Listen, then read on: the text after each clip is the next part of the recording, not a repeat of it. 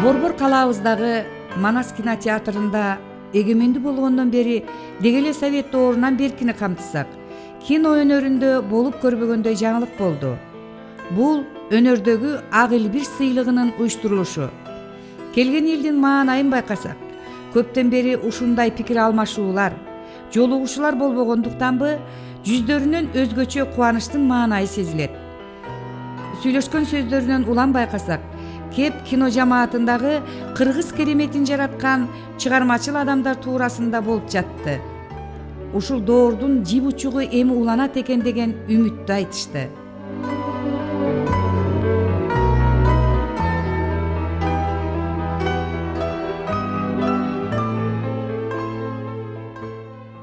Керемет 2-3 номинацияны багындырган таланттуу инсандарга кол жаап коюңуздар. Жылдын эң мыкты тасмасы «Көч». Колчалар матондар. Жеңиш менен келелик. Ошого кол чаап коюңуздар. Рахмат. Рахмат. Сөзсүз түрдө. Бул сыйлык 12 номинацияны камтыды. Анын 6 номинациясын биз сөз кылалы деп жаткан Кыргыз Республикасынын эл артисти, Евразия академиясынын академиги, профессор, телережиссер Молдосейит Мамбетакуновдун, белгилүү кинорежиссер, Кыргыз Республикасынын маданиятына эмгек сиңирген ишмер Артык Сүйүндүков менен биргеликте тарткан «Көч» фильми ээ болду. Готовы? Так. Готовы? Биринчи общий план тартып алалы, келип аткан, анан деле крупно тартабыз. Фильмдеги сюжетти табият менен адам ортосундагы мамиле түзөт. Намысы, адамгерчилиги бийик, жүрөгү таза кыргыз элине келаткан цивилизация алардын жашоосун өзгөртөбү? Кыргыздын каада салты эмне болот? Улутубуз эмне болот деген суроолорго жооп берет. Бул фильм Ат башы районундагы касиеттүү Ташрабат тарыхый эстелигинин айланасында тартылган.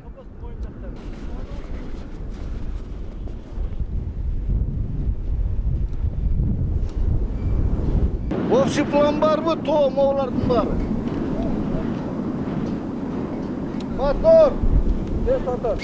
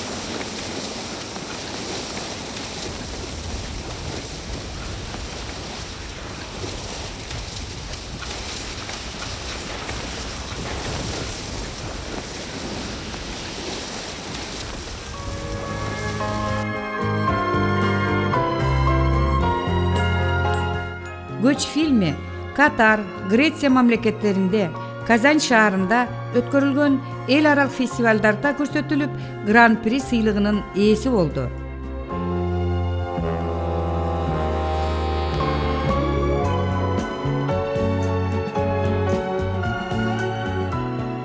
Бейшенбек Молдосейит Мамбетакунов жап-жаш 22-ден 23-кө караганда Кыргыз мамлекеттик Бибисара Бейшеналиев атындагы искусство институтун бүтүп, биздин ушул дөтү колдогон ыйык эшик босогобузду аттаган.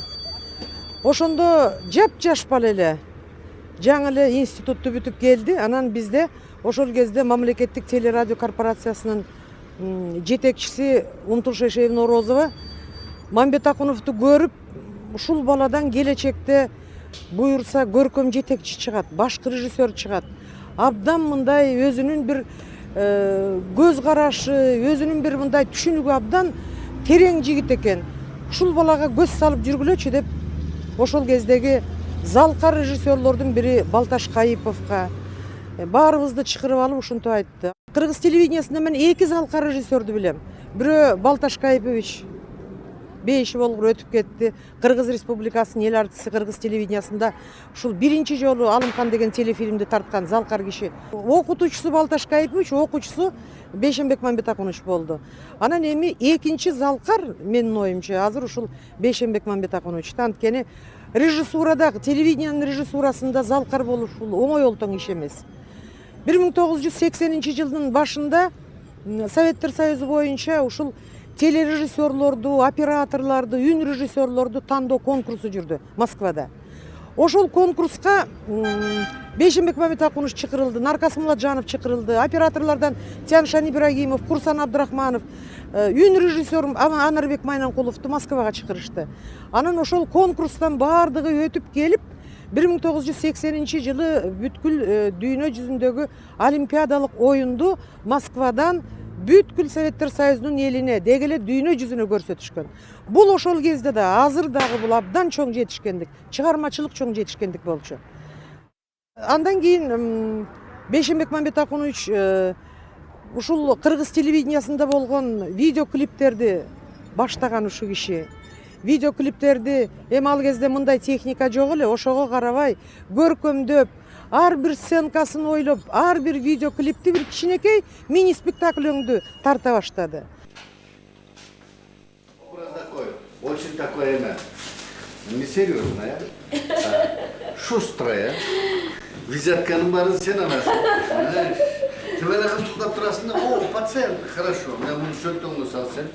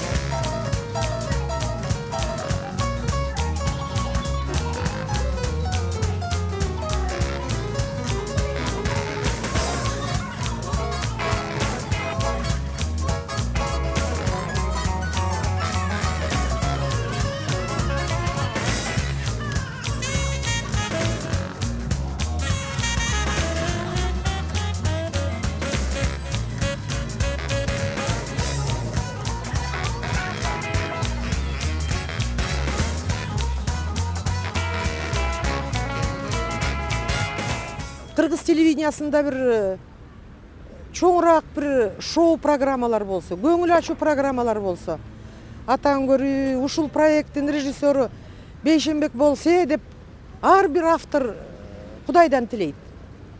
Мен дагы ошол башкы редактор болуп турганда, ар бир мисалы үчүн Кош Жылдызды жаңыдан баштаганда, ошондо атаң көрүү ушуга Бейшенбек Мамбетакунович макул болуп, режиссер болуп тартып берчи деп ушунчалык көп сурандым. Суранып атып макул кылдым. Жылдыздар манеждеге сурандык. Иши кылып мындай көп эл катышкан көңүл ачуу программасында бул киши ушунчалык талантын, ушунчалык чеберчилигин көрсөткөн адам.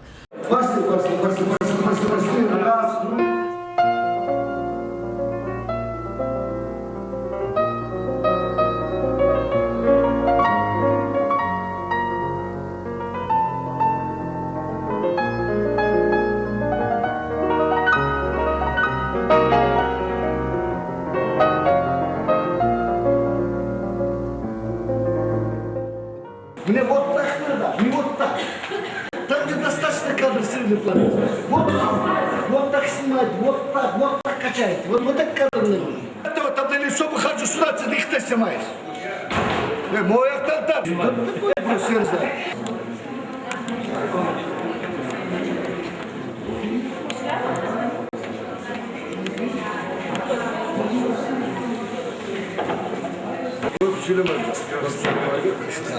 Şandurak söylesi var.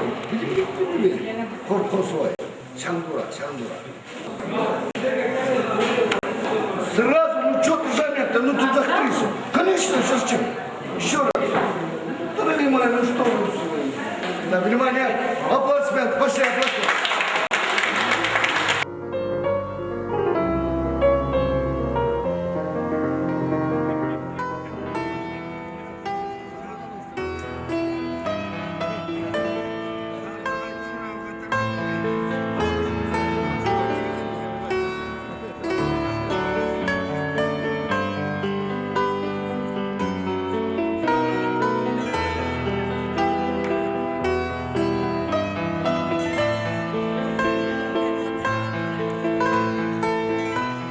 Молдосейит ага менен чогуу иштешкен эмгек ардагерлери чогулган жерде телевидение, радионун кызматынын баскан жолун кеп кылышып, тарыхты такташат.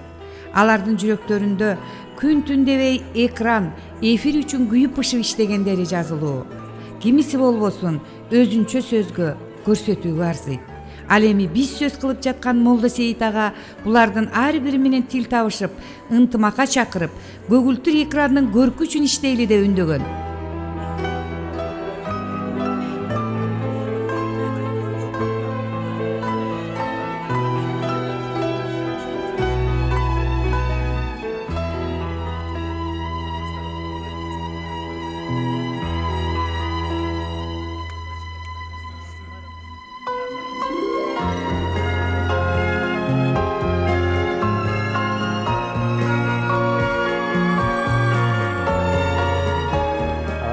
Менен акыркы 10 жылдан бери тыгыз чыгармачылык байланышта иштеп келе жатам. Бейшембек агай накта ушу телерадио үчүн, режиссер үчүн жаралган адам деп ойлойм. Анткени бул киши өмүрүн, тагдырын, бүткүл жан дүйнөсүн ушу кесипке берип коет. Ушу кесипте жүрүп, өзүнүн ден соолугун да берди деп айтам да. Мына акыркы жылдары мен бир топ кечелерде, концерттерде, иш-чараларда, марафондордо, майрамдык демонстрацияларда, көрсөтүүлөрдө сценарийин жазып, койгон режиссер Мамбет Акунов болуп, бирге ушу иштешип келе жатабыз. Бейшембек Мамбет Акунов менен иштешиш мен үчүн абдан кызыктуу. Анткени бул киши берейин деген оюңду ары карай улап кетет. Эгерде театрда эле ошондой да драматург жазган спектакльди режиссер түшүнүп, ары карай улантпаса, бул оюң ишке ашпай калат да. Анан Бейшембек Мамбет Акунович менен кандай кече концерт бир театрлаштырылган оюн зоок болмоюн, экөөбүз бири-бирибизди абдан жакшы түшүнөбүз. Менин оюмду ал киши бат эле түшүнөт да ошо оюмду.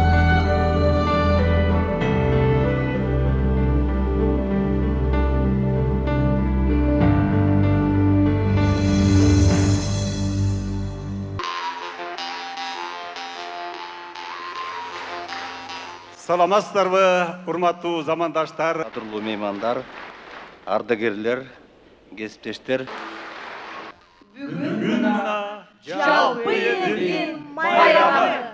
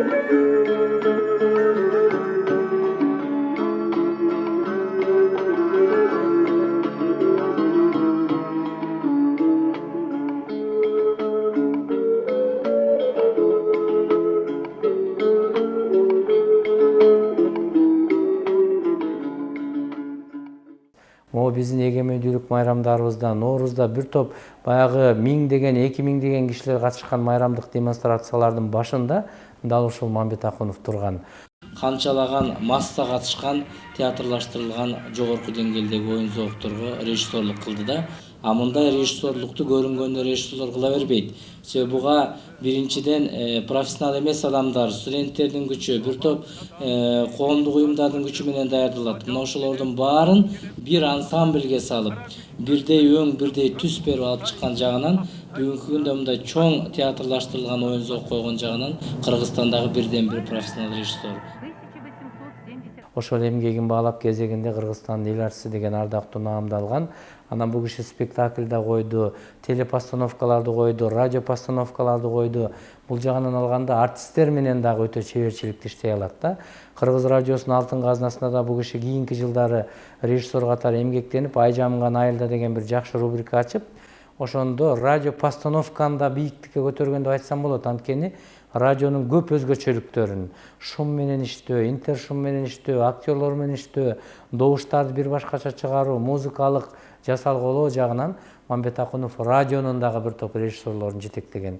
Анан биздин Кыргыз Республикасынын коомдук телерадио корпорациясынын тарыхында биздин экс-президентибиз катарында экс жетекчибиз катарында ошону менен бирге телевиденияга өмүрүн арнаган режиссер катарында Мамбет Акунов тынысмын. Биздин бүгүнкү күндө кесиптештер сыймык менен айтсак болот. Дипломаттың калып судан бери карай сүзүп келаткан кишини көрүп туруп айтыш керек да.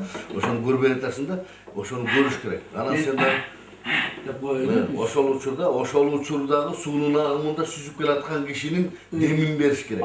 Ошонун образын бериш керек. Ошондо кесип келаткан. Бир колу менен сүзүп. Башынан ба? Кайерден? Ар жагын улай бер. Болду, даярсыңбы? Даяр. Сайраш башта. Унутуп калдыңыз. Тиги дипломатыңызды караңызчы. Чын эле унутуп калдыбы, же атайын эле жеке калтырдыбы, белгисиз. Бирок ал кайрылып артын караган жок. Жеке жакын келгенде кыз ага жардамга колун сунду. Колундагы кийимин жеке ыргытып жиберди да кызды өзүнө тартты. Kız жигиттин мойнуна жабышты. Мамочка, жыгылам. Benim başımdan beken karma. Korkma, jığılбайсың. Сайраш. Сууда агып баратат, суу агып атат. Бул сүзүп келатат. Сен муну кучактап мойнуна асылдың. Ошону берсең, сеники азыр мойнуна асылганын билинбей атат да. Бул радио атмосфера деп коет да. Мына ушуну элге жеткире беришибиз керек. Именно судан сен секирип чыгып мойнун кучактагандай болуш керек да. Ал биз жазаганда ошо шууда шарпылдайт да. Ошонун баары ушу мындай живой атмосфераны создавать этиш керек. Түшүндүңбү? Ой, менин туфлим агып кетти. Туята. Туфлим агып кетти деп атпайбы? Ошол туфлидің агып баратканын көрүш керек. Канчалык алыстыкта агып баратат туфли, кандай түшүп кетти туфли. Анан суу ысыкпы, муздакпы? Ошерекин сезбей атасыңар да, ичиркенүү. Кандай туфли, Кандай туфли, кымбатпы, арзанбы? Ак туфли, көк туфли. Ошонун баарын көрүш керек да. Ошонун баарын көрүп, ошонун баарын берүүгө аракет кылыш керек. Туфлинин түшүп кеткенин көрсөтөбүз. Радиодо мунун баарын көрсөтүүгө мүмкүнчүлүк жок да. Муну үн менен гана беребиз. Образ менен беребиз. Ошондуктан ошол образды үн менен. Балдар, өзүңөр билесиңер да, телевидение мунун баары көрүнөт, туурабы? Аны тартат, крупный план, общий план дегени бар. Анан суунун жээгинен тартылат баарына туруп, радиодо андай жок да. Муну үн менен гана беребиз да. Үн образ создайт. Анан шумдар менен, музыка менен гана беребиз да. А болбосо баарысы калпагы түшүп кеткенде эчтеке түшүнүксүз болуп калат. Көрөм. Чөйрөнү берсең, мүшүп калтырап титиреп аткан чөйрөнү берчи, гана ошол жерди жасалык да. Судан чыккандан кийин. Айыптеп сүртпөп судан чыгышты деген сөз бар ошо. Эптеп сүртпөп ошондон баштайт. Та, хорошо. Мына эми конокпой чалынып жыгылып, экөө тең сууга кап түшүштү. Колумду коя берме. Коя берме. Айттым го сизге айттым го мен. Чыда. Кара, жээкти карай жакында. Эптеп септеп суудан чыгышты. Atınız kim? Karışı olan da. Üşüp atасыңар, титирегиле. Вот ошол чөйрөнү бериш керек, титиреп аткан чөйрөнү бериш керек. Düşeke, титиреп аткан. Men üşüyeyim de. Кеттим. Азыр жимназ. Бейшекең экөөбүз телевидениеге дээрлик катар келдик десек болот.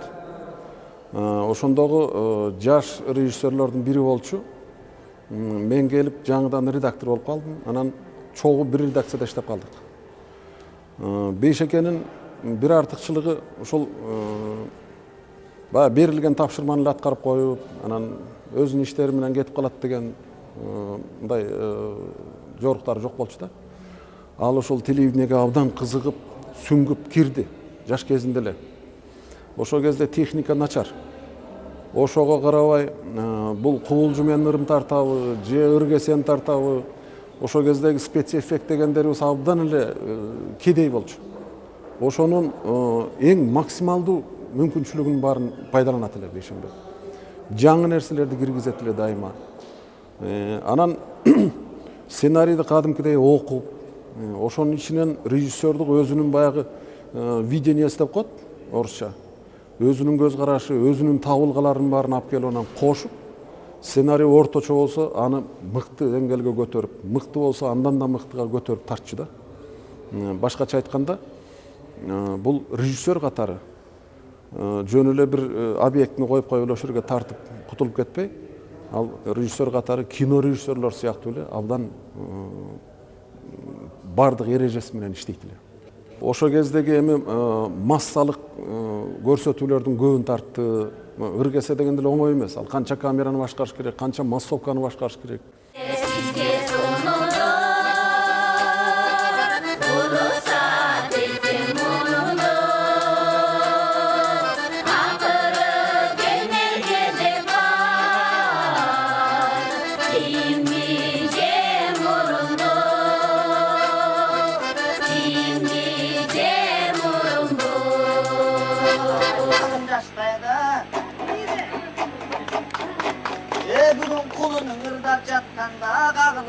Kudalar alakandı çapmayma Ankeni Cengişbek aytkan sözler var Kudağı kızım 25 yaşıt canıdan Cetilmey getken avıdan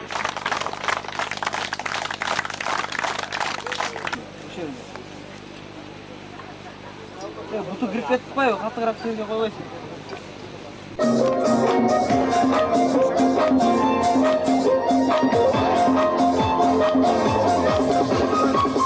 Dangdalı solucan devlek Savuşmaklı can dinlemelek Şarkısının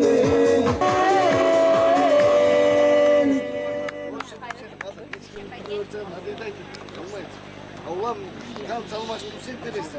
Geçken duruyorsun eski bunu.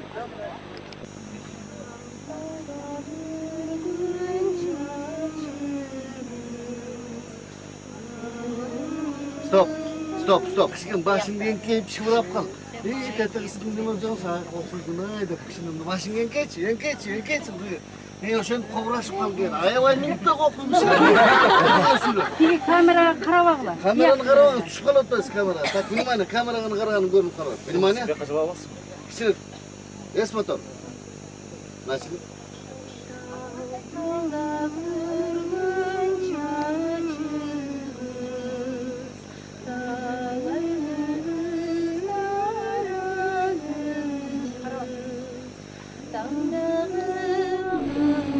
Stop, хорошо, отлично. Бияқты қарап. Ат түбірті олат, жезде кім келет ат қоты кел жарты. Понимаешь, вот так, шынуар бұл, хорошо. Сіз сүйлеуі отырсаңыз. Мындай режиссерлор саналуу эле. Биздин баягы кыргыз телевидениясынын режиссурасын негиздеген Балташкаев, Амантай Ниязалиев, Орозбек Чолпонкуловдор десек, андан кийин ушул телевиденияны бийикке көтөргөн режиссерлордун бири ушу Бейшенбек Мамбетакунов болду. Мен биринчи жолу эфирге чыкканда дагы ушу мени тарткан Бейшенбек болчу. Мен аябай коркуп, эми ким болсо да ошондой го, бул теленин камерасын сүрүү бар абдан. Ошондо сен сүйгөн обонду алып баргам мен болгону. Анан бүткөндөн кийин Бейшек айтты. Ушуну кайра тарталы. Сенин көзүңөн текст унутуп калбасам экен деген эле бир сана көрүнүп атат. Бул көрсөтүүгө мындай өзүң кире албай атасың деп. Аны ошондо кайра тарттык. Экинчисинде мага жеңил болду, себеби биринчисин көрүп калгандан кийин анан оңой болот экен. Ошондо эми Бейшенбек жаш, бирок баягы абдан тажрыйбалуу, токтолуп калган чоң режиссерлордой болуп, бизди телеге алып кирген баягы мугалимибиздей болуп, жол көрсөтүп, оңдоп түзөп дегендей. Биринчи туш оозду кезип, ошо телевидениеге сүйлөтүп алып чыккандагы ушу Бейшекең болчу. Кийин анан Бейшеке мына Жолдубай Кайыпов боюнча, Жумамедин Шералиев боюнча жакшы көрсөтүүлөр тартты алдан. Ошондой көрсөтүүлөр тартканда чыгармачылыгын алдан изилдеп, каягын ачыш керек, каяга айтыла элек деген сыяктуу маселелерди Бейшеке абдан так коёт эле да. Бул жагынан алганда Бейшекеге кайсы бир чоң көрсөтүүнү берсең, санааң дайыма тынч болот эле. Себеби бул аны катырат. Бул аны абдан жакшы деңгээлге алып чыгат деген ишеним баарыбызда пайда болгон да. Анан бүгүнкү күндө эми Бейшекенин жакшы жери мына өзү мугалимдик кылып балдарга өз өнөрүн көрсөтүп окутуп атат. Келечекте далай окуучулары чыгат деп ойлойм. Мен Бейшекеден окуган балдар абдан эле жакшы режиссер болот го деп ойлойм. Себеби булардан талапкеч. Мына ушу сабак берип коюп эле кетип калбай, ошол студенттердин баарын бияка эшитип келип, биздин телевидение практикалык сабактарында өткөзүп, ушул жерде тааныштырып алып жүрүп атпайбы жетелеп. Ар бирине көңүл буруп. бул педагогикалык таланты, режиссерлук талантынан тышкары ушул педагогикалык таланты, анан адамдык баягы интеллектиси, адамкерчилиги, жөнөкөйлүгү, ошол жерде вице болуп турду, президент болуп турду. Ошол кезде деле баягы бир кездеги баарыбыз жакшы көргөн Бейшенбектин мүнөзү өзгөргөн жок. Аябай катуу жетекчилер деп айтышат го. Эми мындайдар. Талапты катуу койгон жетекчини эле көп киши жакшы көрбөйт. А бирок өзү профессионал киши дайыма талапты катуу коет. Өзү ишти жакшы билген киши талапты катуу коет дайыма. Ишти билбегендер анан кийин эмне кыларын билбей, сылап сыйпап, коркуп, тиги эмне дейт, бул эмне дейт деп жүрөр. Бейшенбек профессионал, ал коркпойт эчтекеден, ошон үчүн ал талапты катуу коет. Анан андай кезде ал коюлуп аткан талаптын артында куугунтук бар деп түшүнөт. Жакшы иштей албагандар. Ошондон улам чыгып аткан сөз деп ойлойм да. Ошо дөөлөттү кандай көтөрдү деп ойлойсуз? Абдан көтөрөт. Бул көтөрүмдүү, жөнөкөй, бели бекем андай атак даңк, дөөлөт дегенге. Болбосо мына азыр деле ушу мен кыйраттым, мына бүттү деп отуруп калса болот эле. Жок, жаны тынбай 2-3 жерде чуркап балдарды тарбиялаш керек деп жүрөт. Ошонун өзү дөөлөттү көтөргөндүк деген сөз да. Анда кайра баштан алып коелук, Майган сен, внимание, кет. Саламатсыздарбы, ардактуу айылдаштар? Сен тур. Айылда чоңойгонсузбу? Ооба, эмнеге? Учурашканыңыздан улам айтып жатам. Курдум эле айылдагы бай кишилердин сөздөрүнө окшоп. Төбөсүнө түштүңүз. Биз да айылданбыз. Ал эми Акын Ашыралы Айталиев айткандай. Мен билгенден 70-жылдан кийин мына биздин ырчылардын өнөрү, биздин мына бараки куудулдардын өнөрү, сахнада кыргыздын баары жакшы көргөн мыскыл тамаша, же болбосо айталык жыл сайын өтүп турчу эле биздин мыкты ырчылардын конкурстары, ошонун баардыгы тең Бейшенбектин аты менен байланышкан. Ошонун баарын Бейшенбек тарткан, мен жакшы билем Бейшенбектин идеясы, ошонун демилгеси, мына бараки биздин көлдө өтүп жүргөн телеконкурстардагы негизден ошо Бейшенбектин идеясы болуп эсептелет.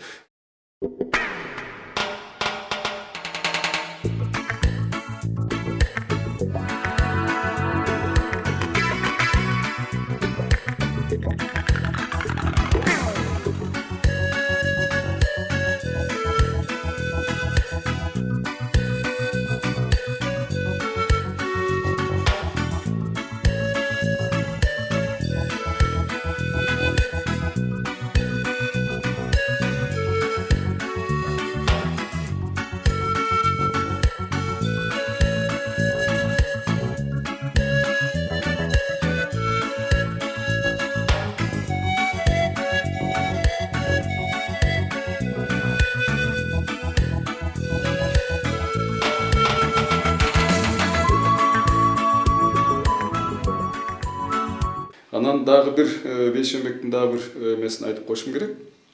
Эми режиссер катары, уюштургуч катары дагы учурунда ушул Манасты тартуу боюнча да чоң демилге көтөргөндөрдүн катарына кирген. Эми тилекке каршы бул Манас биргелешкен долбоор болуш керек болчу. Долбоор ишке ашпай калды. Бирок ошону ишке ашырууга кылган демилгечилердин дагы катарында Бейшенбек бар. Демек ушундай чоң бир көрүнүктүү долбоорлорду, ошо көрүнүктүү бир мындай тенденциялардын башында телевидениеде ушу Бейшенбектин турганы бул законченный көрүнүш. Жакында Молдосейит ага Кытай Эл Республикасындагы Кызыл Суу Кыргыз автономиялык облусунда болуп, атактуу манасчы Жусуп Мамай жана ал жерде жашаган кыргыздардын турмушу туурасында даректүү фильм тартты. Балдарыңыз жакшыбы, ден соолуктарыңыз жакшыбы?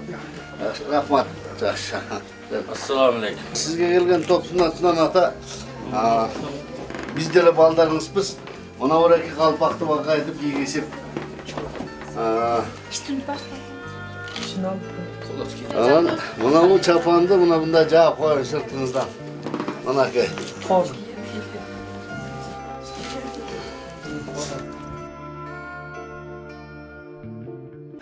Бу сиз Манас айтканыңызга бул өлчөмдө Жусуп Мамай деген чоң манасчы бар да, туура? Мына ошол эрекинин сизге таасири болдубу? Мага болду. Жомок башында айтылган жери бар. Ошondan beri karata pilge minge işer etti, unutulmay estelip Manas ögündügüm öttü. Topurap jer boldu, zoopurap göl boldu. Göl tügenip çöl boldu, çöl tügenip göl boldu. Adırlı jerler koo boldu, ak möngüler buzuldu, Arıstan Manas çomağı azırak sayılı sozuldu. Budan Manas çomağı buzulmagan el menen, bir kanaktı jel menen, yerligen sel menen, aç kıykırık çuğu menen, asman jargan duu menen, at jarışıp gelgen söz degen jeri, mana uşul toğlar oşo variantga okşap ketetkanda, bunu katı tasvirlep. Kimlikçilep gelip atar. Ötken Kırgız kaydasında Musulman din şartında ötüp geçen bir yekti kişi bitti. Atı sırga kanca kıttın banası. Manasının çiğrakı da boşluğa sıyırıp gelip arbağına sıyırıp Kur'an oku oturağız. Uşu kişinin arbağı koldasın. Barın ardı işine uşun okulda ömür boyu aytılıp, ötüp kalmayı aytılıp dursun kişisine. Ebu hava жақсы тұрыңыз. Аман болыңыз. Sizge daha Құдай ömür versin. Biz siz menen daim sыймыктанабыз. Kırgızstanlıklar daim sizi esteybiz. Bizim жүрөгүбүздөсүз. Kırgız eline sizden salam ayta baramız.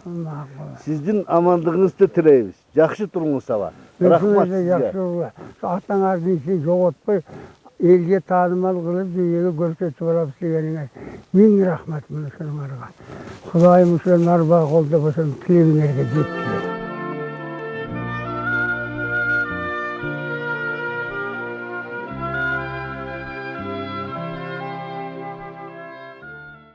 Бейшенбектин ушундай кыйындыгынан улам ошо Бишкек мэриясы дайыма мурункуларда кийинкилерде барып могу шаардагы чоң мааракелерди, салтанаттарды, Бишкектин юбилейлерин башкаларды ошо коюу үчүн аянтка коет да. Ошо коюуну ушу Бейшенбекке тапшырган, ошол баштаган алгачкылардан болуп. Анан кийин драма театрдын артисттери өзүнчө кыйын болуп алып чыгып кетти. Анан андай баягы трансляция түрүндөгүнү анан алдашып алып жүрөт. Бирок бирден бир айтайын деген, ошондой эл баягы башкарууга болбой турган жагдай келип калганда, ушундай көп масса көп болгондо, ошо эмен пультта отуруп, анан ошо камералар менен кайсы учурда кимди бериш керекти, анан кандай ири пландабы, орто пландабы, кандай убакта бериш керекти, ошо Бейшенбек жакшы билет эле да.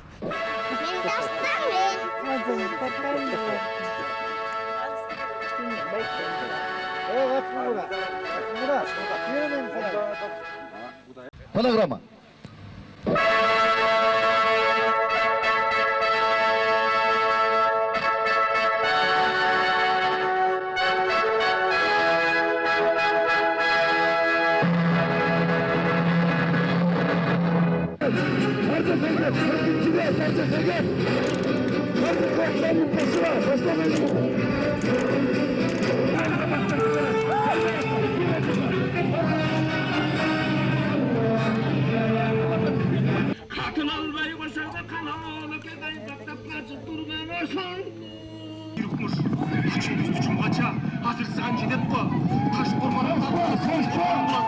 Ay osaltılar. Emne başka çabasın ya. Ey, başımda katlasın bana. Da kaytalı. Жүрөгүбүз түшүп калды деп айталы. Денесин эл мактагандыгында бастырып келе баштайсыңар. Молодцы, хорошо поработали, атсаңдар. 60га чыгыптыр эми баягы аскалы десең мени кууп келатыптыр деп түшүнүш керек да. Анан жакшы карып келатат, ушунусун аяна чыгарып, анын аркасында ошо душман болсо да мага ошо бир жакшы сөздөрдү айтып кала турган окуучулар, шакирттер болсо тилейм да.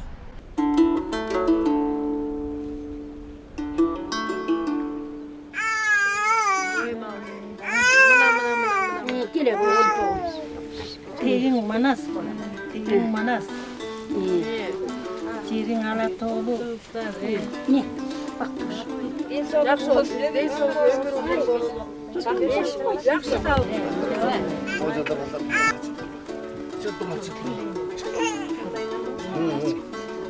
Otur, ben aytam, tak. Раз. Жап, хорошо, жап, siz getirmişsiniz yüzüme. Alыңız. Hayral. Beri var. Böyle жерге қойса қайрат. Бес жақ үйлүү бол, бактылуу бол. Ооба, Кудай жакшы. Картка. Siz artkıla şu ordunuzdan da жүгүнүп туруңуз, тигилердин лицосун тартады деп атат. Тулуп болсун, багын жакшы. Alıp gelsin anda şunu. Kasıla ana. Da çoylu yumuşak, gene olsun.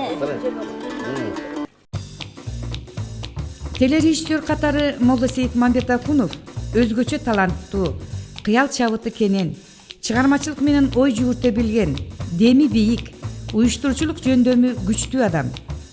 Чыгармачыл адамдар өзгөчө сезимтал болгондуктан алар менен иштешүүдө келишүүчүлүк мамиле керектигин, ар биринин өзгөчөлүгүн эске алып, жөндөмдүүлүгүн, образды ийине жеткирүүдө алардын мүмкүнчүлүгүн пайдалана билет. Ey de ona kayra bir yakta karab durup.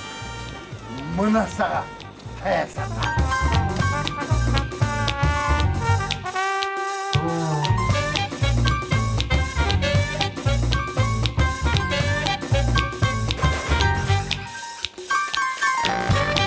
Kaçma şimdi. Katkırdan yaşayıp ha sen bolsa bir yakta kara. Örgün durmayayım şapkını. И смотришь, что здесь дверь закрыта. Она açıp cümlüm girip var.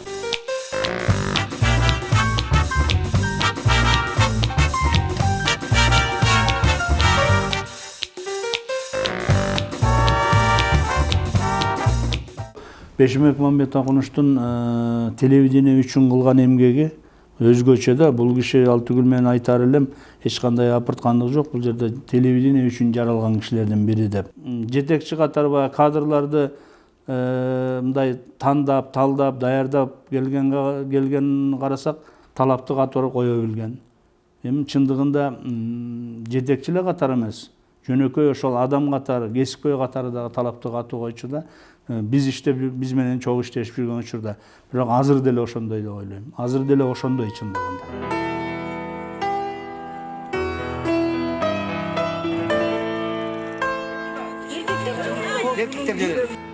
Молдосейит Мамбетакуновдун жакшы сапаттары: үй бүлөнү урматтоо, балдарынын бирин бири сыйлоосун, кыргыз тилине, дилине, каада салтын кадырлап, урматтай билүүсүнө үйрөтүп, акыл насаатын айтып келет.